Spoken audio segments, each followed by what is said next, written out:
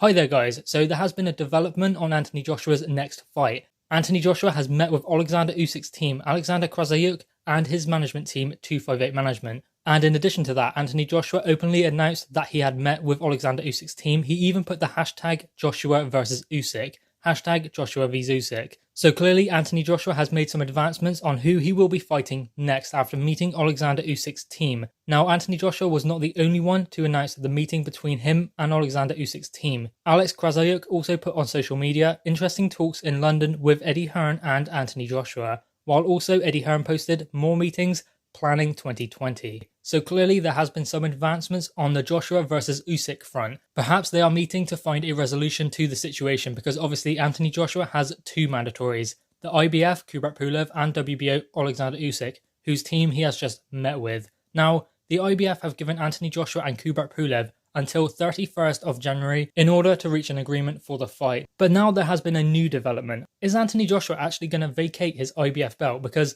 in my opinion, that wouldn't be great because that belt will go to a different platform. Kubrat Pulev is obviously a top-ranked fighter, and if the belt were vacant, he would have to fight Adam Kalnacki for the vacant title, who is a PBC fighter, meaning that the IBF belt will go to a different broadcasting system and platform, and a different promotional company as well, making it very difficult for Anthony Joshua to make a unification fight and regain that belt. It's safe to say if that belt does get vacated, Anthony Joshua won't see it again for a very, very long time.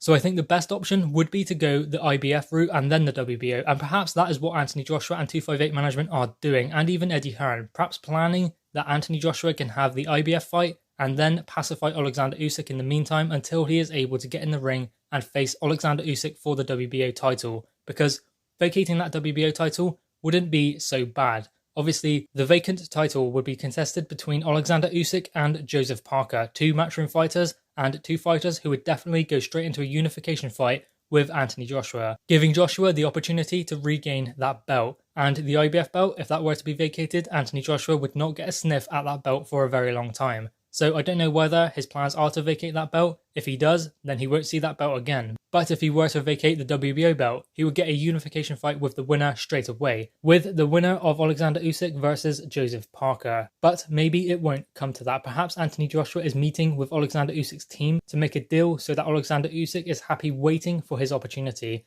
Because clearly the IBF mandatory comes before the WBO, so Anthony Joshua has to deal with his IBF mandatory Kubrat Pulev. Now, there were ongoing talks that Oleksandr Usyk was going to fight Derek Chisora in the meantime. March 17th was the rumoured date. That was taken off the table, but still March the 27th looks like it could be promising for Chisora versus Usyk. So maybe that's the deal they are coming to. Maybe there is a fight between Oleksandr Usyk and Derek Chisora before that Anthony Joshua fight. I mean, it would do Oleksandr Usyk no harm to have another fight at heavyweight because he didn't look that great in the Chaz Weatherspoon fight. He got the win and he did look good, but not extremely impressive like he normally does. So maybe he needs to settle in to the heavyweight division a little bit more, and you can guarantee that Derek Chisora will give him a good fight. So that would be good for Oleksandr Usyk to have another fight at heavyweight before he goes in there with the number one heavyweight in the division, Anthony Joshua. Oleksandr Usyk is not yet ready for Anthony Joshua in my opinion, and perhaps that is what the meeting was about. The meeting could have been for a fight. The meeting could have also been to find a resolution where Anthony Joshua gets Pulev out of the way first and then goes for Oleksandr Usyk.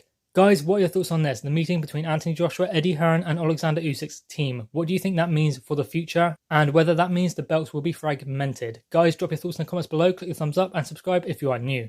Thanks guys.